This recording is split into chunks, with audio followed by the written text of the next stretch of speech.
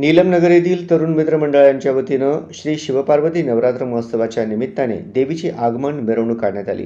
दुपारी 3 वाजता सुरू झालेल्या या मिरवणुकीत लहानांपासून मोठ्यांपर्यंत सर्वांनी उत्साहाने सहभाग नोंदवला। लेझिम पथकाच्या तालावर वातावरण धुमधुमले होते। पावसाचा हलका शिडकावा होऊनही जल्लोष आणि आनंद ओसंडून वाहत होता।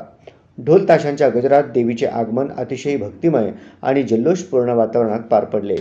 यावेळी शिवपार्वतीचे संस्थापक अंबादास अक्कल, राजू गोली, उत्सव अध्यक्ष अमित गडगी तसेच मंडळाचे सर्व पदाधिकारी व लेझिम संघ मोठ्या संख्येने उपस्थित होते। मिरवणुकीमुळे परिसरात भक्तिभाव, उत्साह आणि आनंदाचे वातावरण निर्माण झाले।